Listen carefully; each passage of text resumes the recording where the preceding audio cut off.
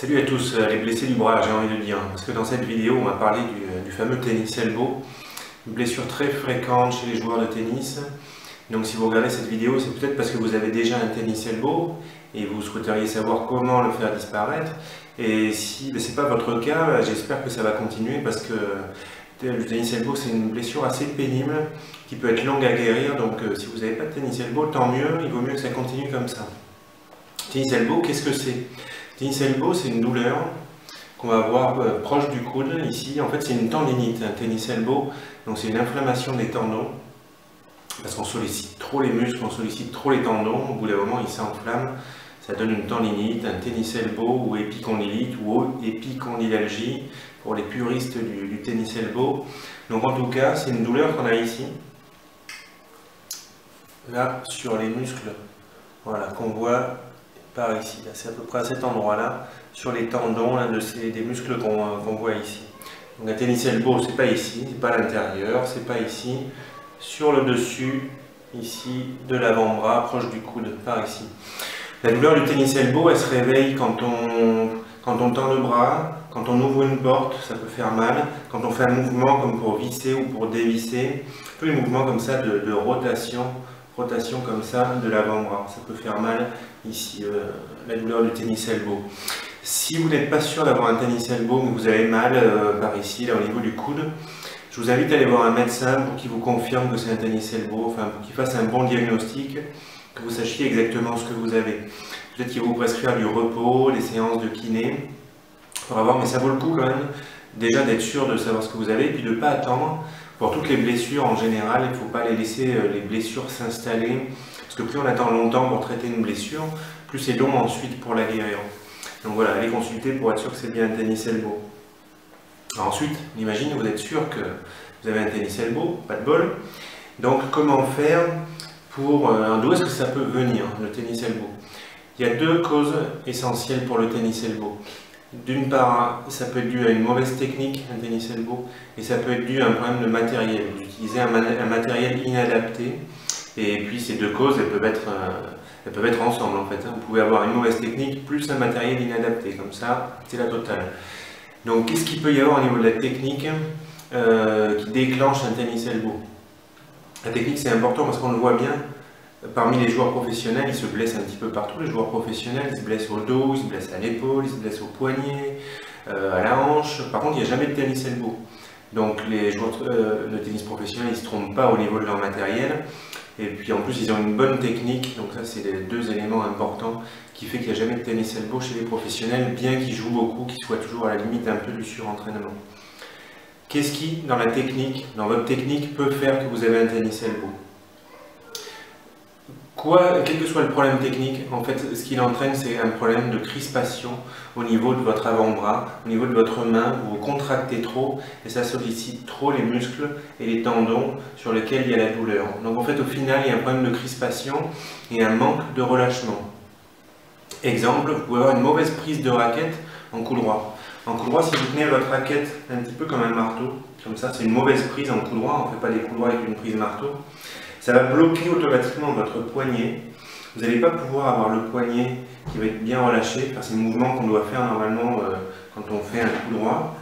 Et puis ça va vous faire un coup droit un petit peu comme ça. Poignet bloqué, un petit peu comme un robot. En tout cas en contractant beaucoup les muscles de l'avant-bras pendant tout le geste. Donc ça c'est en fait une mauvaise prise de raquette, que ce soit en coup droit ou en revers. Ça peut faire apparaître un tennis elbow par excès de crispation des muscles de l'avant-bras.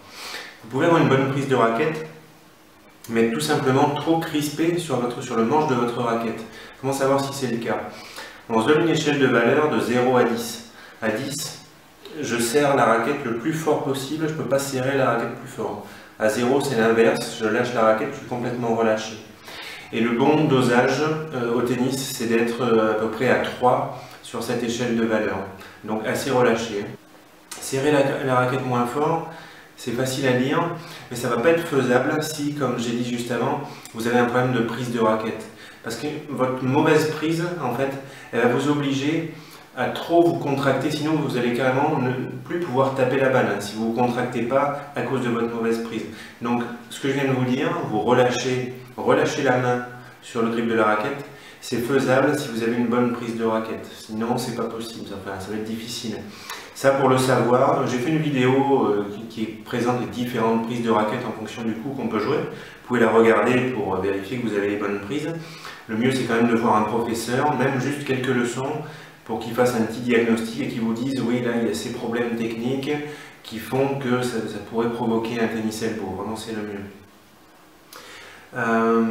Donc ça c'est au niveau de la technique, on a dit c'est un manque de relâchement. Alors un autre truc au niveau du relâchement, parce que c'est ça le problème pour la technique, si vous ne le faites pas déjà, je vous invite moi, et tous les bons joueurs le font de façon automatique, quand vous préparez vos coups, quand vous amenez la raquette en arrière, quand vous vous tournez, il faut inspirer à ce moment-là. Et quand vous allez frapper dans la balle, lancez le bras vers l'avant et jusqu'à la fin du geste, il va falloir souffler. Donc là on inspire.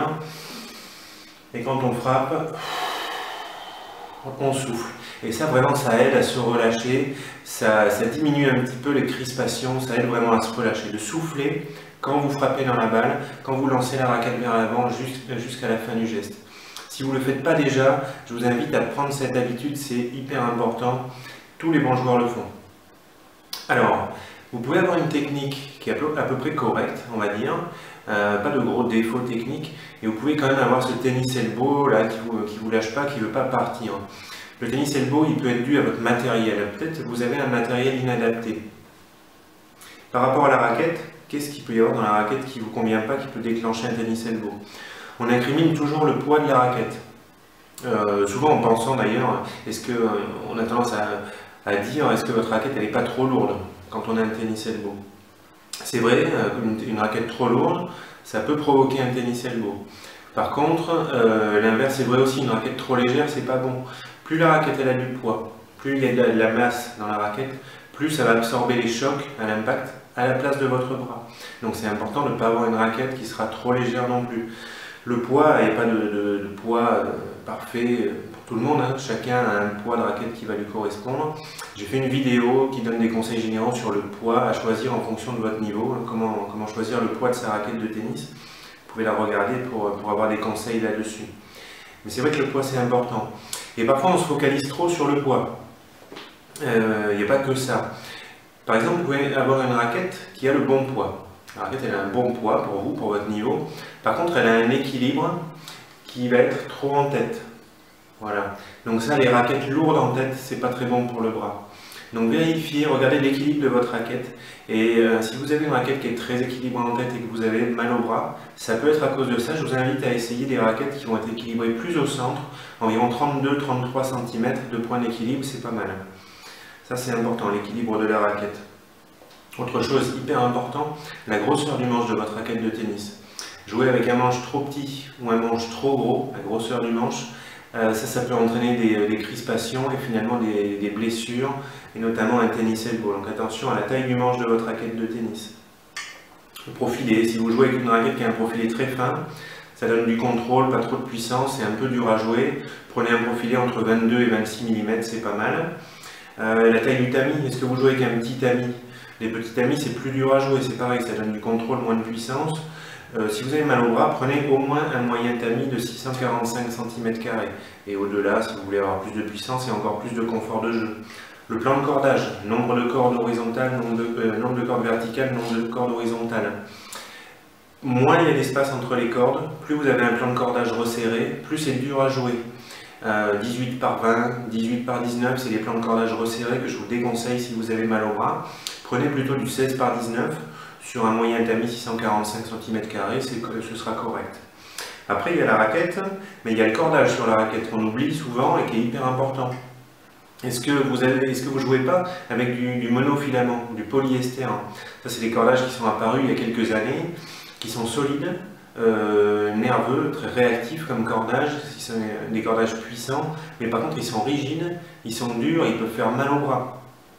Donc ces cordages, si vous les utilisez, déjà il faut les tendre moins que les autres cordages, environ 2 kg de moins. Et si malgré ça vous avez toujours mal au bras, je vous invite à tester plutôt les cordages en multifilaments, boyaux synthétiques, donc des nylons ou alors le boyau naturel. Voilà, c'est plus confortable. votre cordage il est peut-être tout simplement trop ancien. Les cordages, il faut les changer régulièrement, même s'ils ne cassent pas. Il est peut-être trop tendu votre cordage. Est-ce que vous avez essayé de baisser un peu la tension? Il est peut-être complètement détendu. Donc réajustez la tension, vérifiez que vous avez une bonne tension au niveau du cordage. Je reviens sur la raquette, c'est pareil, la raquette, est-ce qu'elle n'est pas trop ancienne? Est-ce que le cadre n'est pas fatigué? Est-ce qu'il vibre pas beaucoup? Du coup, donc votre raquette, il faut jouer quand même avec un matériel qui n'a pas des années. Si votre raquette elle a 10 ou 20 ans, bon, il faut en essayer des plus récentes, rien que ça peut jouer. Hein. Alors en parlant des raquettes, bon, peut-être que vous en avez entendu parler ou pas, la marque, souvent la marque, je vais y arriver, Prokenex, a la réputation d'avoir des raquettes confortables. En fait, Prokenex, alors il y a une technologie qui s'appelle Kinetic sur les raquettes Prokenex. Et alors Prokenex présente cette technologie comme une technologie qui peut aider à prévenir le tennis elbow et même à le guérir, enfin à le faire disparaître quand on en a déjà un. Prokenex s'appuie sur une étude scientifique qui tend à prouver ça. Bon, sauf que le petit truc, c'est que c'est Prokenex qui a financé l'étude. Donc bon, on peut avoir un petit doute, mais en fait, on n'en sait rien. Donc finalement, ce que je vous conseille, et ce qui est intéressant, ce que je peux vous dire, c'est que moi j'ai conseillé des raquettes Prokenex dans le doute à des joueurs qui avaient des tennis elbow, et il se trouve qu'ils ont essayé plein de raquettes, dont des Prokenex kinétiques, et puis ça allait mieux. Voilà, il y a des joueurs qui ont dit, bah ouais, avec la Prokenex, moi j'avais plus mal au bras. Bon, c'est mon conseil, j'en sais rien sur cette technologie kinétique, mais si vraiment vous avez un petit peu tout essayé, eh ben, essayez des Prokenex si ce n'est pas encore le cas, et puis voyez ce que ça donne. Ils ont le bénéfice du doute, on va dire. Donc également au niveau du tennis elbow, est-ce que ça a un intérêt ces brassards qu'on voit souvent sur les avant-bras des joueurs qui sont blessés? Ça a un petit intérêt, ouais, ça a un intérêt. Pour moi, c'est pas la solution, parce que si vous avez un tennis elbow, c'est qu'il y a un problème technique ou un problème de matériel, c'est à peu près sûr. Donc on peut dire, vous pouvez vous aider un petit peu ce type de matériel pendant que vous êtes en train de modifier votre technique ou alors en train d'essayer des raquettes. Ça peut être une petite aide, mais il ne faut pas s'appuyer uniquement là-dessus. Je pense sur du long terme, il faut trouver une autre solution. Et ça peut aider, donc, parce que ça appuie sur les tendons, ça peut aider à le relâcher si vous le positionnez bien. Après, il y a aussi les anti-vibrations, les fameux petits anti-vibrations qu'on place ici entre les cordes. Là, il n'y en a pas sur cette raquette, mais ça se met à cet endroit-là en général. Donc ça, c'est les anti-vibrations de cordage. Pour ceux qui ne savent pas, il y a le cordage, quand on tape dans la balle, provoque des vibrations. Ça stoppe, enfin ça réduit les vibrations du cordage. Et le cadre d'une raquette produit des vibrations lui aussi quand on tape dans la balle. Et là par contre, cette anti-vibration qu'on met sur les cordes n'a aucun effet sur les vibrations du cadre. Donc c'est pour ça qu'il faut avoir une raquette en bon état qui ne vibre pas trop. Voilà, mais ça vaut le coup, les petits anti-vibrateurs de cordage. Moi j'ai l'habitude d'en mettre et je ne peux pas jouer sans. Donc c'est vraiment intéressant, tester si vous n'avez jamais utilisé ces petits anti-vibrations. Voilà, on a fait le tour, je vous ai dit tout ce que je pouvais sur le tennis elbow. J'espère qu'il y aura des informations qui vous seront utiles si vous avez un tennis elbow pour vous en sortir, pour le faire disparaître. Dites-moi ce que vous avez pensé de la vidéo, si vous avez vraiment aimé, cliquez sur le petit pouce sous la vidéo. Et je vais publier plein de vidéos sur le tennis en général avec des conseils sur le matériel, le choix du matériel, la technique, la tactique, le mental, la préparation physique, tout. Donc si ça vous intéresse, je vous conseille de vous abonner à ma chaîne YouTube, c'est gratuit. Et puis comme ça, vous pourrez avoir des informations qui vous aideront pour votre tennis. D'ici là, je vous dis bon tennis, bon courage si vous avez un tennis elbow. À bientôt pour une nouvelle vidéo. Salut!